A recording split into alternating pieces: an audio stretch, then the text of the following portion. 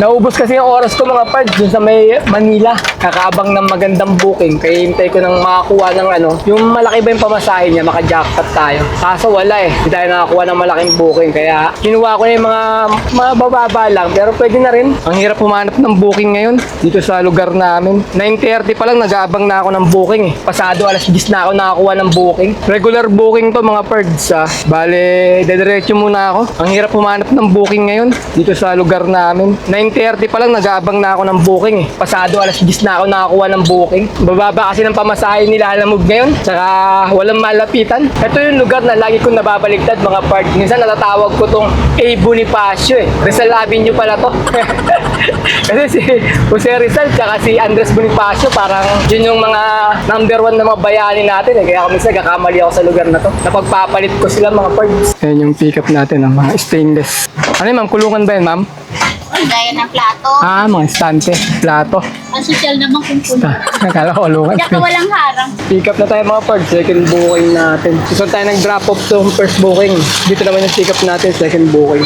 Okay mga pards, nakakuha ako ng pang third booking natin. Andiyan si Sir, sumabay sa atin. Paalam ako, nasabayan natin. Okay naman daw sa kanya. Okay mga pards, tapos na yung third booking ko. Bale, 560 yung booking. Ginawang 700 mga pards. Bale, may tip tayo na 140 doon. Saktong alas 4 na mga pards. Parang tinatapat na ako kasi mababa ng mga pamasahe nila Alamog ngayon. Kaya gagawin ko, uwi na lang ako mga pards. Ito yung binayad sa akin, 700. Sabihin na natin may tip tayo na 70 pesos sa first booking natin. Regular booking to mga pards Bale, dediretso muna ako. Ang hirap pumanap ng booking ngayon dito sa lugar namin. 9:30 pa lang nag-aabang na ako ng booking Pasado alas 10 na ako nakakuha ng booking. Doon tayo sa Manila. Ang deliver ko sa may Alonso mga pards. Ayan yung mga items Mga stainless din Hindi ko alam kung anong klaseng to Ayan yung pick up natin mga pards. Picture.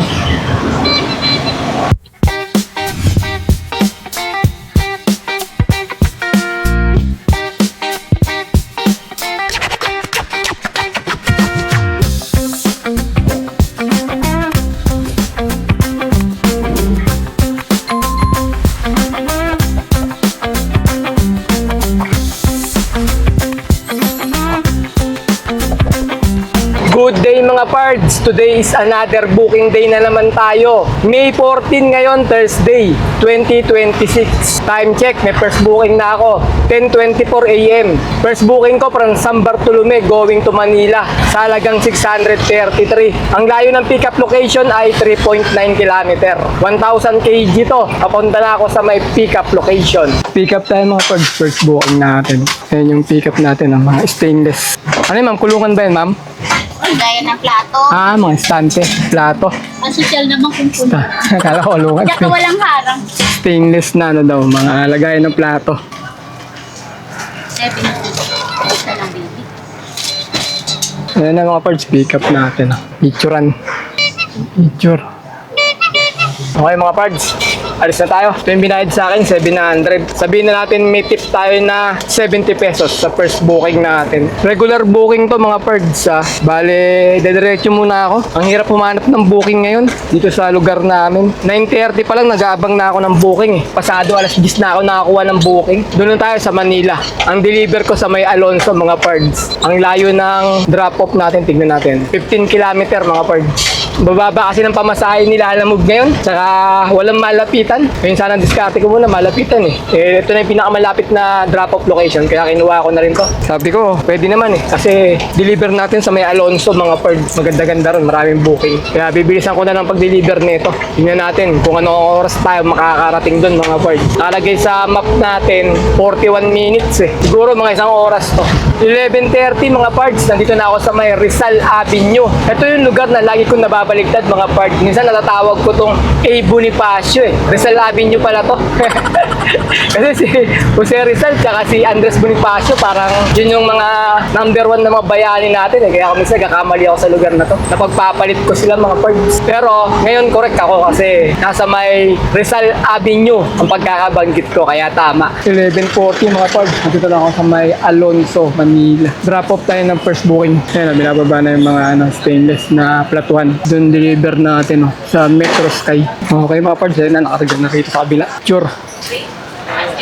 Mag-alas 12 na mga pards. Manananghalian muna ako. Hanap ako ng karinderya na makakainan para dire-diretso na yung biyahe ko mamaya. Ngayon, minakuha na akong pang second booking. Inabot ako ng magdadalawang oras mga pards sa gintay dito. Ang hirap kumuha ng booking. Ito yung booking na nakuha ko, second booking. Manila going to Caligayahan sa halagang 560. 1:28 PM na pala. Ang layo ng pick-up location ay 800 meters lang. 300 kg lang to. Papunta na ako sa may pick-up location. Pick-up na tayo mga pards. Second booking natin. Gusto tayo nag-drop off to first booking.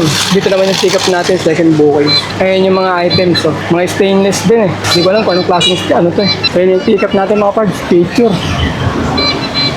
Okay mga pards, nakakuha ko ng pang third booking natin. Andiyan si Sir, sumabay sa atin. Oh. Paalam ako na sabayan natin. Okay naman daw sa kanya. Ito yung third booking natin. From Manila going to Baysa sa halagang 421. Ang layo ng pickup location ay 1.5 km. 300 kg lang to. Puntahan ko na sa may pickup. Ayan yung pickup natin mga pards. Dalawang tela. Dalawang rollo na tela. Okay na ma'am? Sige po, thank you ma'am. Okay, na-pick up ko na yung second at third booking natin. Papunta na ako ng drop-off location. Ang layo ng drop-off location ay 11 km. Alright, let's go! 421 mga parts, drop-off na. Ayan, nababa na. Tela. Pang second booking natin. Ayan na mga parts, tour natin. Okay mga parts, pupunta naman tayo sa may third booking drop-off natin. Ang layo na lang ng drop-off location ay 10 km. Alright, let's go! 3:40 ng hapon mga parts, drop-off na tayo. Drop-off tayo ng third booking. Ayan na yung items, binababa na. Huwag dyan, sa loob. Okay mga pards, tapos na yung third booking ko. Bale, 560 yung booking. Ginawang 700 mga pards. Bale, may tip tayo na 140 doon. Saktong alas 4 na mga pards. Parang tinatapat na ako kasi mababa na mga pamasahe nila alamog ngayon. Kaya gagawin ko, uwi na lang ako mga pards. Mag-income reveal na lang tayo. Nakatatlong booking ako sa maghapon at ang kinita ko ay 1,286. Tapos nakakuha ko ng 230 na tip mga pards eh. Pagka inad ko, sabihin natin naka 1,500 ako. Pagkatapos, nag-diesel ako ng 500 at 100 na pangkain ang ibawas natin mga pards. Bali 600. 1,500 minus 600 equals 900 mga pards. Ayun, naka 900 ako ngayon na malinis. Labas na rin yung pangkain, pan-diesel, saka yung commission nila alamog. Naubos kasi yung oras ko mga pards dun sa may Manila. Kakaabang ng magandang booking. Kaya hintay ko nang makakuha ng ano. Yung malaki ba yung pamasahe niya, maka-jackpot tayo. Kaso wala eh. Hindi tayo nakakuha ng malaking booking. Kaya kinuha ko na yung mga bababa lang. Pero pwede na rin. Kasi kahit pa paano pwede. Kaso natagalan din tayo mag-deliver. Kaya ganun. Hapon na. Lapit naman na ako sa bahay. Kaya uwi na lang ako. Babawi na lang ako bukas mga pards. Ayun na lang. Kita-kita na lang ulit tayo bukas mga pards. Sa mga susunod ko pa mga video. Maraming salamat sa mga nanood.